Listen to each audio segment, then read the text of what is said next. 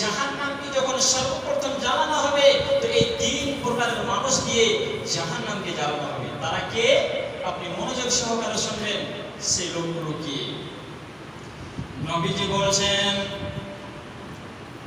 সে কঠিন কিয়ামতের দিন, যেদিন জাহান্নামকে সর্বপ্রথম স্টার্ট করা হবে, চালু করা হবে, সে সময় নবীজি বলছেন তিন প্রকারের মানুষ দিয়ে জাহান্নামকে জ্বালানো হবে।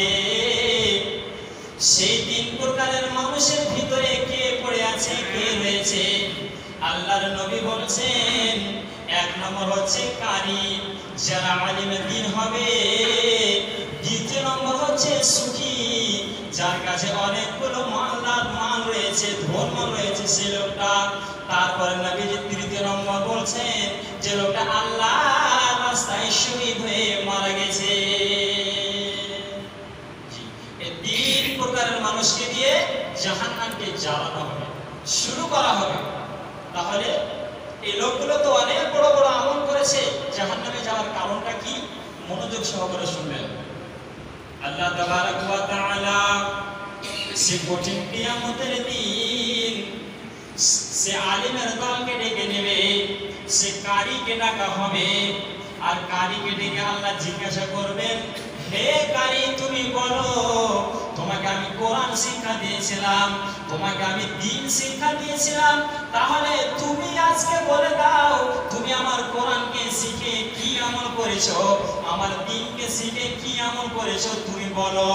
এবার সে লোকটা বলবে, সে কারি সাহেব বলতে থাকবেন, হে রব্বুল আলামিন, আমি তোমার কোরআনকে শিখেছিলাম, আমি তোমার দ্বীনকে শিখেছিলাম, আর তোমার কোরআনকে শেখার পরে আমি মানুষের দ্বারে দ্বারে পৌঁছেছি, আমি বাচ্চাদেরকে কোরআন শিক্ষা দিয়েছিলাম, মানুষকে দ্বীন শিক্ষা দিয়েছিলাম, দ্বীনের কথা বলেছিলাম।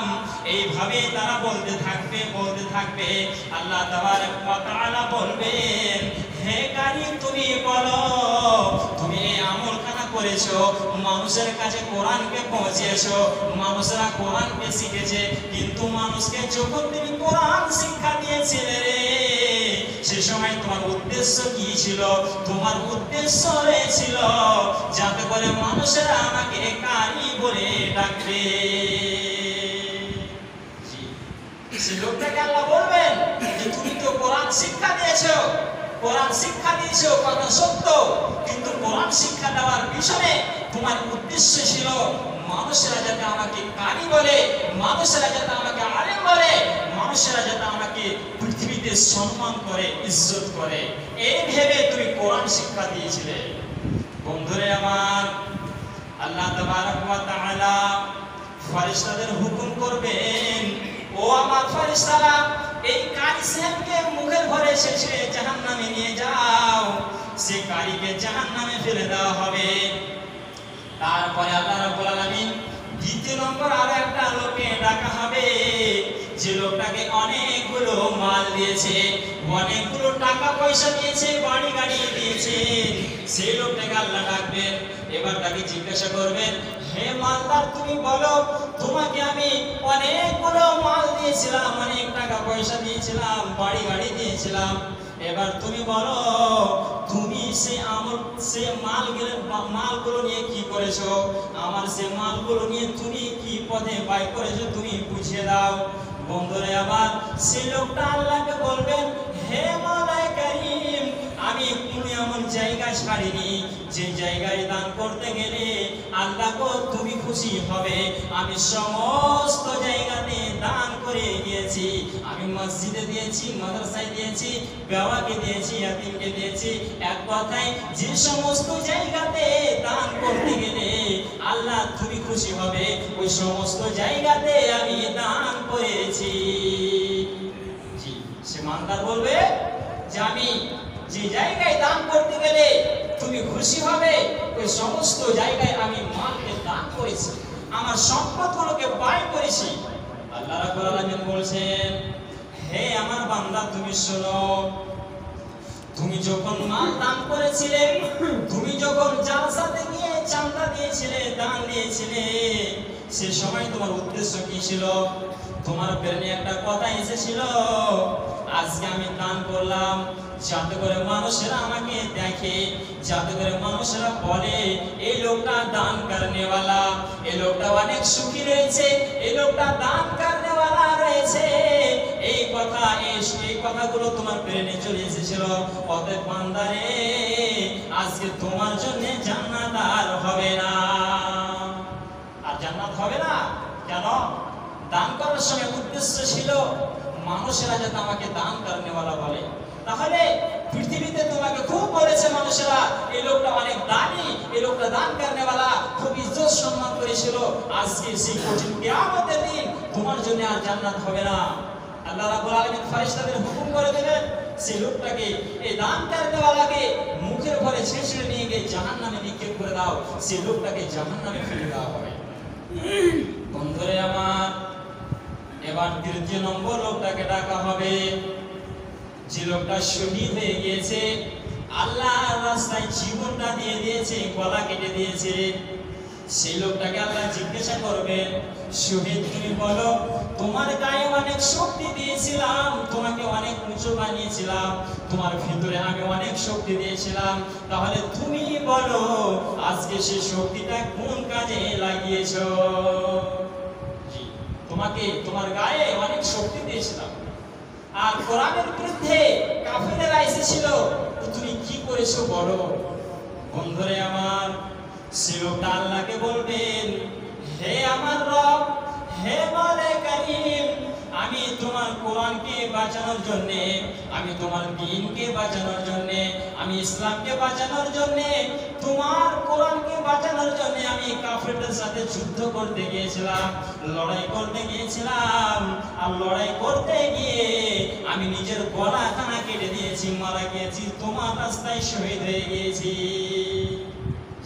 সে লোকটা আল্লাহকে বলছেন যে আমি তোমার দ্বীনকে বাঁচানোর জন্য, তোমার কোরআনকে বাঁচানোর জন্য নিজের গলাখানা কেটে দিয়েছিলাম। আল্লাহ বলছেন, বান্দারে, তুমি যে সময় যুদ্ধ করতে গিয়েছিলে, তোমার ভিতরে একটা কথা চলে এসেছিল। তুমি তখন ভেবেছিলে আমি যুদ্ধ করতে এই জন্য যাচ্ছি যাতে করে মানুষেরা আমাকে বলে ভয় করে, যাতে করে মানুষেরা আমাকে বলে এই লোকটা যুদ্ধ করনেওয়ালা। যখন যুদ্ধ করতে বের হয়েছে, তার ব্রেনে একটা শব্দ এসেছে যে মানুষেরা যাতে আমাকে দেখে ভয় করে, যে লোকটা যুদ্ধ করনেওয়ালা, আমাকে দেখে যেন ভয় করে। তো এই যে ভয় করে, আল্লাহ বলছেন তোমার উদ্দেশ্যটা চেঞ্জ হয়ে গিয়েছিল, যার কারণে তুমি শহীদ হয়েছো, মারা গেছো, কোরআনকে বাঁচাতে গিয়েছিলে, কিন্তু একটু তোমার মিস্টেক হয়েছে, তোমার নিয়তখানা পরিষ্কার ছিল না, উদ্দেশ্য হয়ে গেল মানুষের কাছে ভালো হওয়া, মানুষকে দেখানোর জন্য কাজটা করতে গেলে, যার কারণে আজকে তার বিনিময়ে তোমাকে জাহান্নাম দেওয়া হচ্ছে। আল্লাহ রাব্বুল আলামিন ফেরেশতাদের হুকুম করবেন, এই লোকটাকে মুখের ভরে ছেঁচড়ে নিয়ে গিয়ে জাহান্নামে নিক্ষেপ করো, সেই লোকটাকে জাহান্নামে নিক্ষেপ করা হবে। তাহলে এবার আমরা সকলে একটু ভাবনা চিন্তা করে দেখি তো, যে এই যে তিনটি লোকের কথা বলা হলো, যে সেই কঠিন কিয়ামতের দিন সর্বপ্রথম জাহান্নামকে এই তিন প্রকারের মানুষ দিয়ে জ্বালানো হবে। ফলে এই লোকগুলো কত বড় বড় আমল করেছে, কত বড় আমল করেছে। মাল ইনকাম করা যতটা কঠিন, মালটা দান করা, আল্লাহর পথে খরচ করাটা তার চেয়ে বেশি কঠিন। মানুষ আজকে মালকে নিজের কাছ থেকে চলে যাবে এটা মেনে নিতে পারছে না। জি, একজন শহীদ হয়েছে, সে নিজের গলা কেটে দিয়েছে, এটা একটা ছোট বড় কাজ নয়, অনেক বড় কাজ। নিজের গলা, নিজের জীবনটা দিয়েছে, কিন্তু শুধু নিয়ত ঠিক না থাকার কারণে সে লোকটাকে জাহান্নামে যেতে হলো। একজন মালদার রয়েছে আর একজন কারি সাহেব রয়েছে। যে লোকটা কোরআন শিক্ষা করেছে, দ্বীন শিক্ষা করলো, এই কোরআন শিখতে কত ঠাড়া রয়েছে একজন কারি বলতে পারবে। এই দ্বীন শিখতে, এই কোরআনকে শিখতে, এই ধর্মকে শিখতে কতটা ঠাড়া রয়েছে একটা আলিম জানতে পারবে। জি, আমাদেরকে একজন আলিমকে, একজন কারিকে এই কোরআন শিক্ষার জন্য, দ্বীনকে শিক্ষার জন্য রাত আর দিনকে এক করে দিতে হয়। 10 বছর 12টি বছরকে এই মাদ্রাসাতে কাটিয়ে দিতে হয়। এই মাদ্রাসাতে কত কষ্ট রয়েছে, কত বিপদ রয়েছে, এই পড়াশোনার কত চাপ রয়েছে, এইগুলোর ভিতরে থেকে একজন কারি তার কোরআনটাকে হেফজ করে মুখস্থ করে একজন আলিমে দ্বীন সেই দ্বীনের খবরগুলো সে দ্বীনগুলোকে বাছাই করে শিখে, অথচ এত কষ্ট করার পরেও সেই লোকটা কোরআন শিক্ষা দিয়েছিল। তো সে সময় তার উদ্দেশ্য রয়েছিল যে আমি কোরআনটা এই জন্য শিক্ষা দিলাম যাতে করে মানুষ আমাকে কারি বলে। এই যে মানুষে কারি বলবে, এই মানুষের কাছ থেকে শোনার আশা করে নিজের আমলটা বেকার হয়ে গেল, শেষ হয়ে গেল, এই লোকগুলোকে জাহান্নামে যেতে হলো। জি, আজকে যদি আমাদের অন্তর যদি পরিষ্কার থাকে আর আপনি যদি কাজ করতে নাও পারেন, তিনি একটা ভালো কাজের আশা করেছেন, নিয়তে করেছেন আমি কাজটা করব, করতে পারেননি, তার বিনিময় পাবেন। তার প্রমাণ আল্লাহর নবী হাদিসে বলছেন, কারণ মনোযোগ সহকারে শুনেন।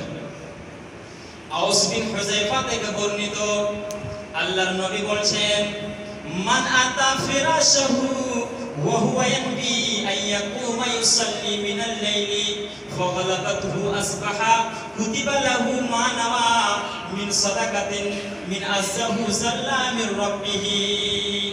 আল্লাহর নবী বলছেন, হুযায়ফা থেকে হাদিসটি বর্ণিত, নবীজি বলছেন যে লোকটা রাতের বেলায় ঘুমানোর সময় নিয়তে করেছে আজকে রাতে আমি তাহাজ্জুদ পড়ব, এই লোকটা নিয়তে করেছে আজকে রাতে আমি তাহাজ্জুদ পড়ব। এই নিয়তে করার কারণে সে লোকটা যদি সারা রাত ধরে ঘুমিয়ে থাকে, সে লোকটা যদি জাগতে না পারে, তার যদি ঘুমটা না ভাঙে, নবীজি বলছেন এই লোকটা নিয়তে করেছিল যার বিনিময়ে এই লোকটাকে তাহাজ্জুদ পড়ার সমান নেকি দিয়ে দেওয়া হবে। আর এই লোকটা সারা রাত ধরে ঘুমিয়েছে, এই ঘুমটা হচ্ছে আল্লাহর তরফ থেকে সাদকা। জি, আল্লাহর তরফ থেকে সাদকায়ে জারিয়া হিসেবে এই লোকটা ঘুমিয়ে থেকেছে। শুধু নিয়তে করেছিল, এখনো কাজ করতে পারেনি। তো নবীজি বললেন যে সেই লোকটা যে তাহাজ্জুদের নিয়ত করেছিল আমি তাহাজ্জুদ পড়বো আজকে, জাগতে পারলো না, তো নবীজি বলছেন তাহাজ্জুদের নেকি তার আমলনামাতে লিখে দেওয়া হবে। আর সারা রাত ধরে ঘুমিয়েছে, সেটা আল্লাহর তরফ থেকে একটি ওয়াফা সাদাকা, এই লোকটা সাদাকায়ে জারিয়া হিসেবে ঘুমিয়েছে। জি, তাহলে নিয়ত যদি পরিষ্কার থাকে আপনার আমল আল্লাহর কাছে কবুল হবে। কাজ করতে না পারলেও নেকি পাবেন, তবে নিয়ত পরিষ্কার রাখতে হবে। জি, আজকে আমরা ভেবে দেখি আমাদের